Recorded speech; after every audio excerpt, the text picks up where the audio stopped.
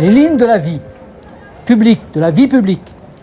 Nous sommes ici au sommet du Paris intramuros et autour, très loin, s'étend l'immense Grand Paris.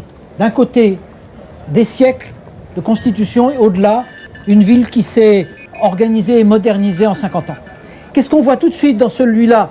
C'est des lignes, partout on voit des boulevards, des rues qui organisent des îlots, qui organisent un lien, qui organisent une continuité partout, qui organisent la possibilité de se transformer. Et au-delà, la rue a été interdite après la guerre. C'était presque un décret. Et donc vous avez, en plus des grandes coupures comme le train, comme les grandes autoroutes, vous n'avez pas cette continuité, elle est partout interrompue. C'est difficile d'aller d'un quartier à l'autre, c'est difficile que les quartiers se développent, ils n'ont pas la valeur qu'ils devraient avoir. Et c'est pour ça que nous prônons l'idée de recréer des liens, de recréer des lignes que j'appelle lignes agrégatives parfois.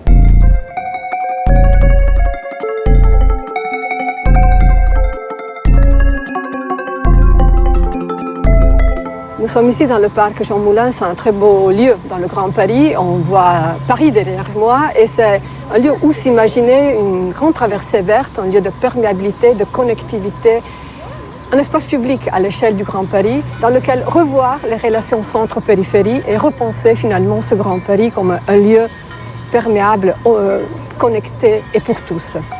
Le changement climatique va être une occasion formidable pour repenser le Grand Paris et la qualité de ces espaces, pour réfléchir sur la biodiversité, mais aussi sur la sociodiversité. La traversée du Grand Paris, comme toutes les traversées que nous avons proposées, est un projet à différentes échelles. C'est un projet de requalification de l'espace public, des trottoirs, des espaces qu'on utilise tous les jours, mais c'est aussi un projet de requalification, de recyclage de tout ce qui se trouve déjà dans ces grandes banlieues.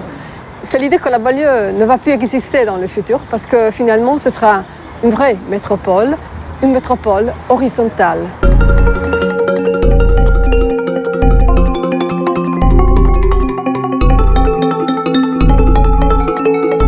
Les jeunes d'aujourd'hui inventent la métropole de demain. Ils ont entre 15 et 25 ans. Ils sont de différentes situations métropolitaines, dans Paris, en première couronne, en ville nouvelle, dans le lointain périurbain. Et nous avons fait le pari de leur donner la parole, de les aider à faire des propositions sur l'énergie, sur le climat, sur la nature, sur le recyclage. Nous avons travaillé avec des jeunes architectes qui les ont aidés à formaliser leurs propositions. Ici, par exemple, on est à la Courneuve, donc avec les jeunes de Verlaine. Et devant le champignon monument de Verlaine, monument qu'on va transformer avec Mohamed, avec les jeunes de Verlaine en un monument écologique pour la métropole. Donc comment on fait un concours d'architecture tous ensemble et on amène des propositions écologiques, des petites idées qui vont transformer toute la métropole. C'est donc la métropole des petits projets. C'est une métropole qui se construit sur le terrain, mais qui a une ambition monumentale à partir de tous ces lieux qui tiennent à cœur les habitants et sur lesquels ils peuvent se montrer totalement créatifs, totalement écologiques, totalement inventifs.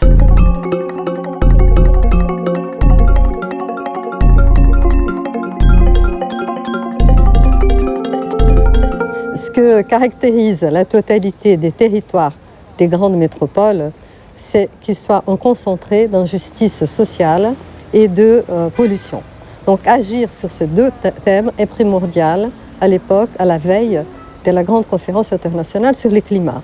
Donc pour construire les Grands Paris, un territoire durable métropolitain, il faut agir sur ces deux axes. Donc créer d'abord sur le plan local des territoires qui soient autonomes sur le plan énergétique et alimentaire et aussi égalitaires dans le sens où ils auront des offres d'habitat adressées à tout type de population et bien reliés entre eux pour éviter les phénomènes de ségrégation. Mais reliés aussi, ces territoires, qui ne soient pas des territoires mormons qui vivent en vase clos, bien reliés par des grands axes, un maillage d'axes doux, des transports doux, et c'est à cela que nous devons viser sur le long terme.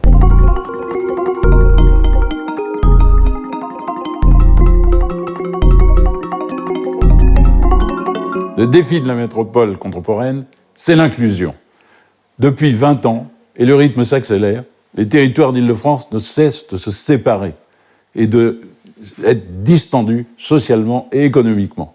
Si on prend le territoire de Plaine Commune, qui est l'un des plus difficiles d'Île-de-France, parce qu'il a une volonté d'avoir une politique inclusive au bénéfice de toute la population qui y vit et d'accueillir les étrangers et la population modeste, il rencontre un maximum de difficultés. D'abord, le territoire lui-même est fracturé. Songez qu'il n'y a pas un passage sur 5 km entre la porte de la Chapelle et le Stade de France en dessous des voies ferrées, qui fassent une vraie ville, que la 86 coupe le parc Georges Valbon de la Courneuve depuis 25 ans. Et personne ne pense à réduire ces fractures. Mais le défi principal est social. Notamment, il est dans le domaine de la formation. Car il faudrait construire 50 écoles d'ici 10 ans en Plaine Commune.